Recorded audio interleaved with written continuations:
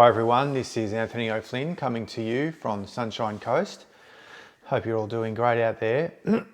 And so in this video I'll be documenting the global awakening as it moves into another specific phase or specific aspect.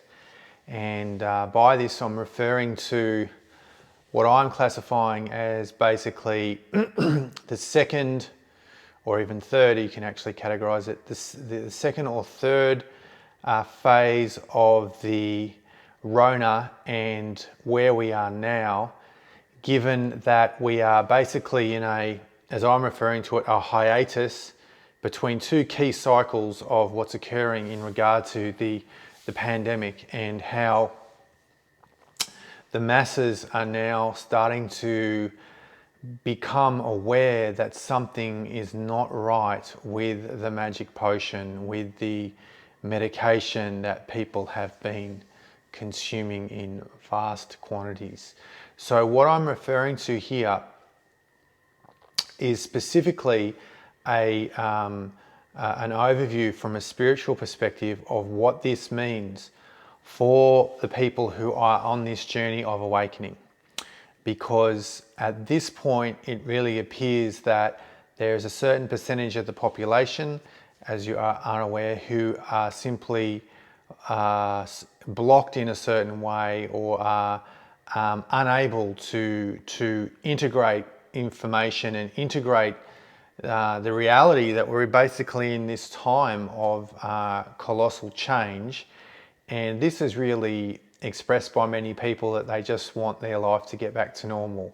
And this is not going to happen, and it's not going to happen for anybody, no matter how much they want it, because this is not the divine plan. This is not the plan of the vast cycles of time which we are now starting to live through. We've been living through it for a while, but we're now starting to see that things are starting to crystallize, that there is this split in consciousness.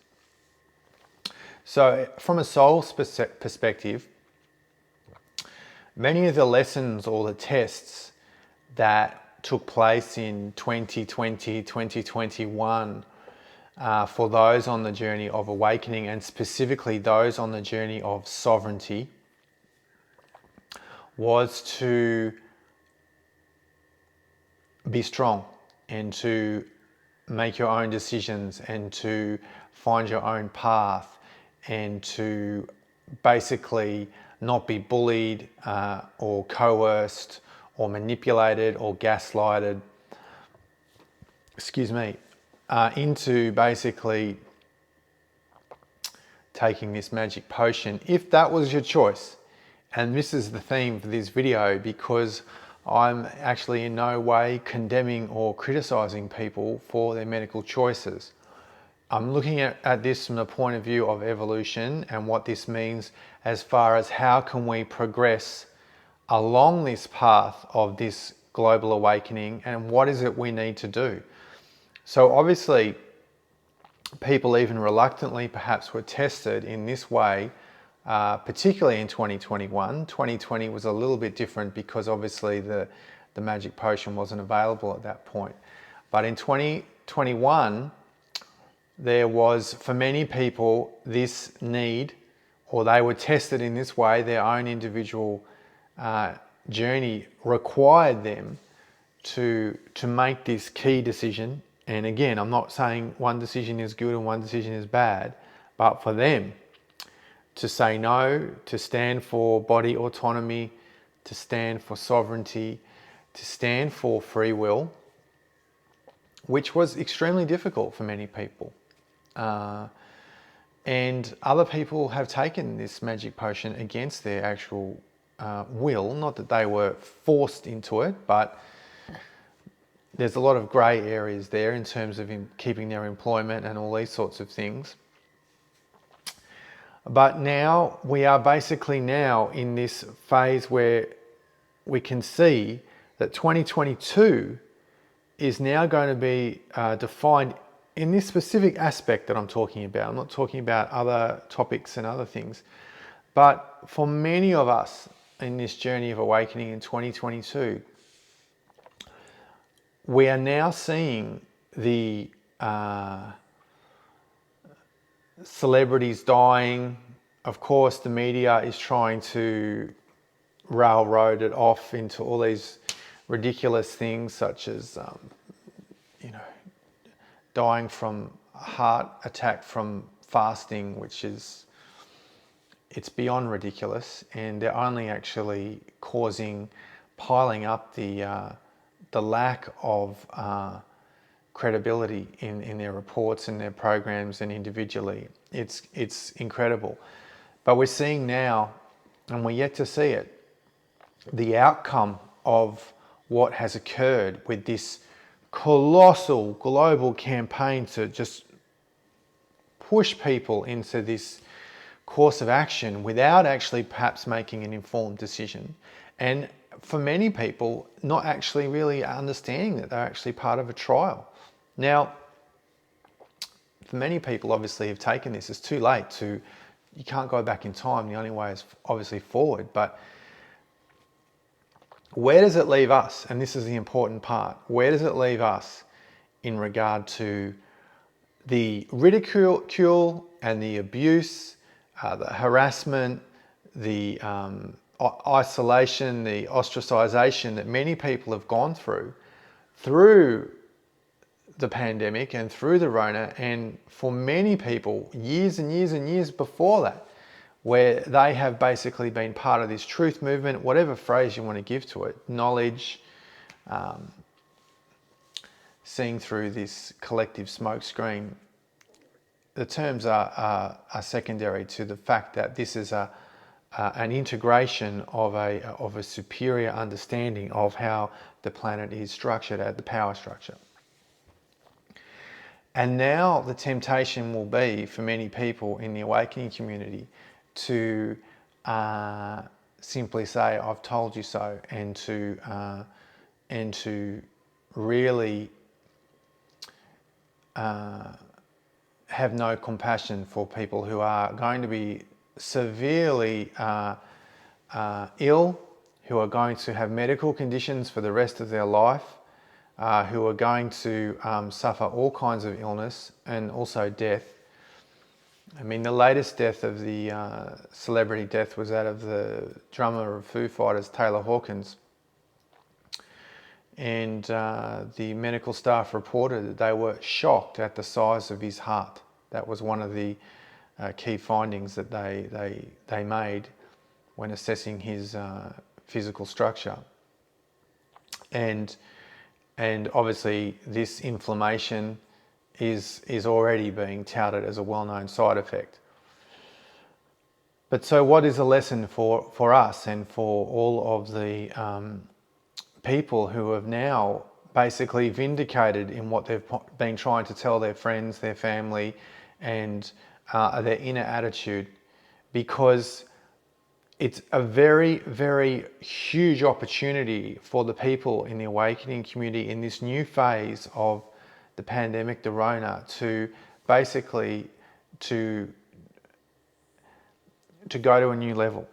And this new level is basically moving to a degree, because these are shades of grey. So when I say new level, it's not completely mathematical, but there is this grey area where we gradually move into superior states of consciousness, where we simply allow the divine plan to unfold. And we also allow the destiny of souls around us or whoever to unfold without needing to put ourselves as being superior to the other people. And this is something that will not be black and white, and this will be particularly difficult. And for many, it will depend largely, or not largely, but one factor will be how badly have you been ridiculed? How badly have you been alienated? How badly have you been laughed at? And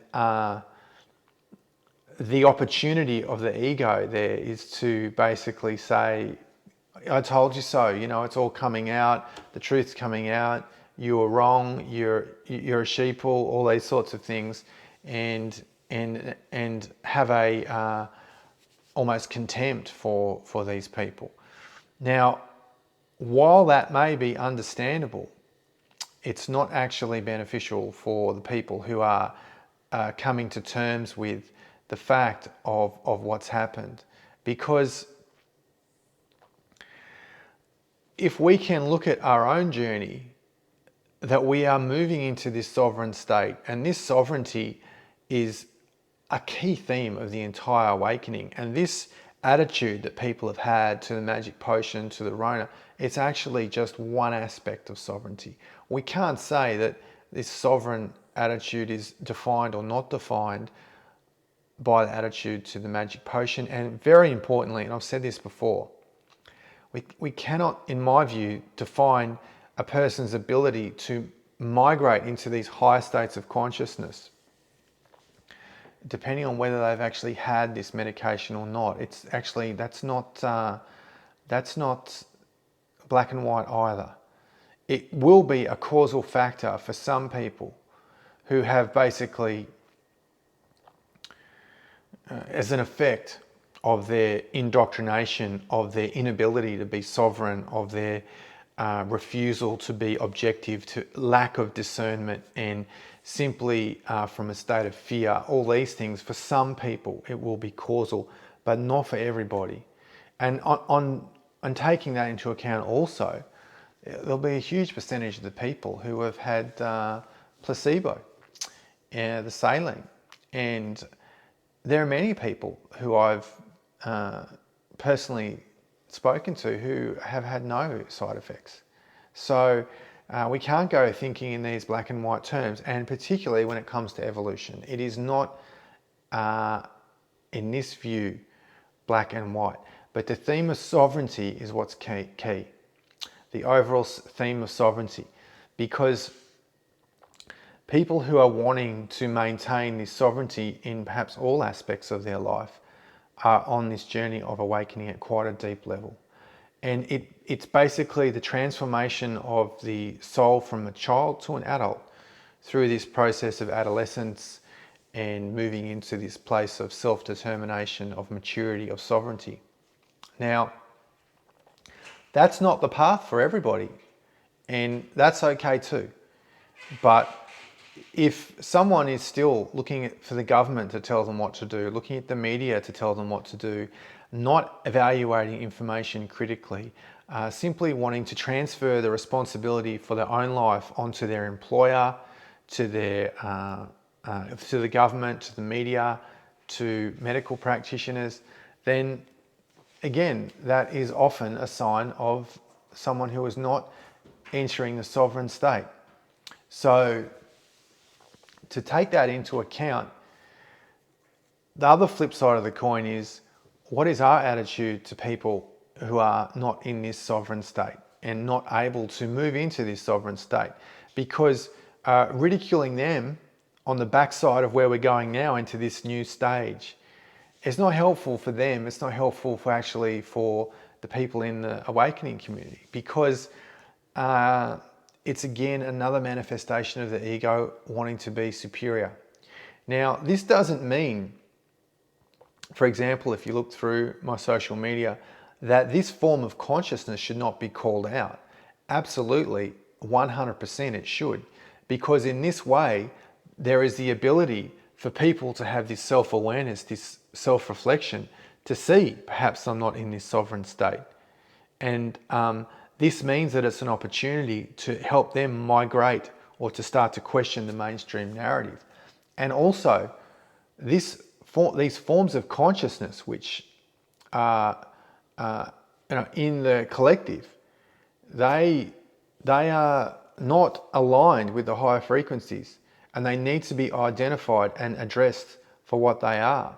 Because in this inverted reality, I mean this seriously, people are so completely confused that they have no idea about simple things anymore, such as biology, for example.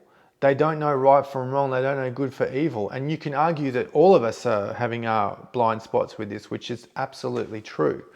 But the reality is that in this inversion, that we need to start to become more perceptive and to become more discerning of what is actually the the way forward and what is the path to the light, because the masters of deception in this reality, this cult, this cartel, they are absolute experts at making the darkness appear to be the light in everything, in entertainment, in life goals, in values, belief systems, food, medication,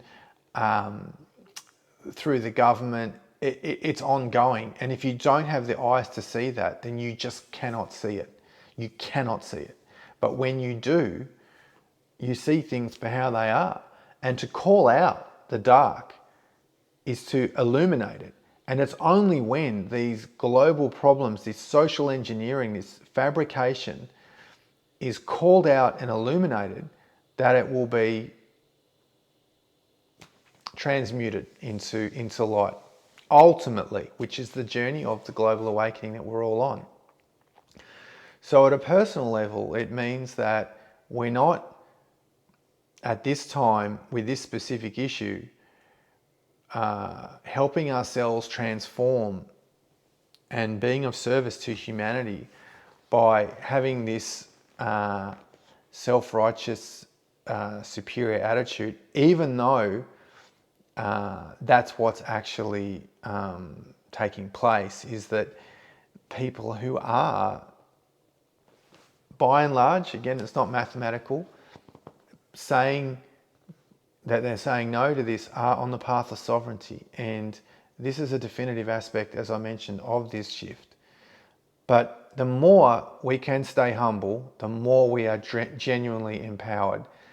And this statement,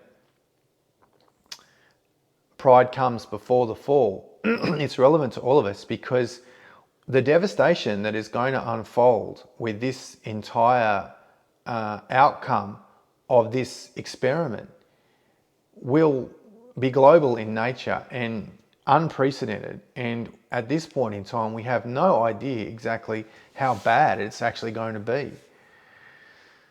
And in fact, it's my view that because so many of the middle class, at least here in Australia, have taken up this experiment, that the outrage from them is going to be very, very a focal point for the way forward, particularly as far as the calling for people to be prosecuted, civil suits, lawsuits,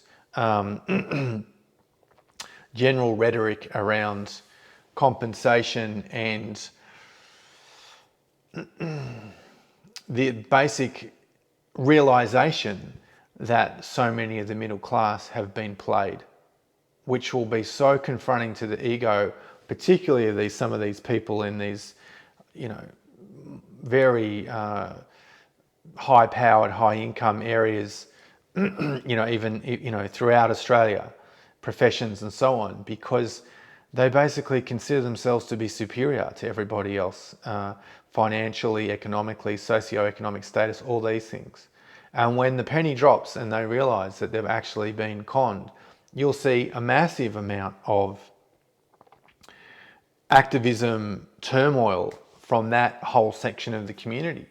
And from the government's point of view, being concerned about the freedom movement and the people in the truther community causing dissent and activism in whatever capacity or terms or however you define that, will be small compared to the millions of people who are going to be affected by this. And then all the emotional turmoil, the guilt and the shame they'll have for advocating this to their family, to their children, to their friends, perhaps even their colleagues, people at work, people in management have been advocating this and so on. And so the massive outcome of what's occurring here will go on for years. And that's why I'm saying we're only at the beginning of this stage of the cycle. And we don't know to the extent of how that's going to be and what that's really going to look like. But the question is it how do we on this journey integrate that Because if we just go down the path of being feeling superior to the other people who have taken this, then we're not actually genuinely transforming ourselves into a state of compassion. So at the same time, we call out this indoctrination, this mind control, this slave mentality, because it's the only way that we can actually start to see this collective slavery that's occurring here in Australia, around the planet, to actually break this hypnosis. But at the same time have compassion for the individuals who are affected by this, because the stories that I'm hearing, it is quite shocking, and it's not everyone, of course, and we're still in the early stages or the beginning of this phase. But this entire process is going to be a huge spiritual test. Can we find it within ourselves to remain compassionate, to remain humble, and to remain have a certain gratitude that we have the eyes to see and we have this sovereignty in our consciousness.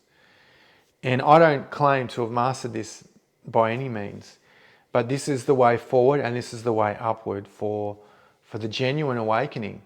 And we can use this as a huge springboard for genuine transformation and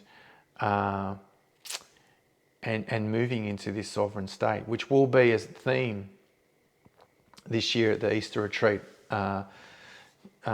that's in the Gold Coast hinterland. And this theme of sovereignty, I also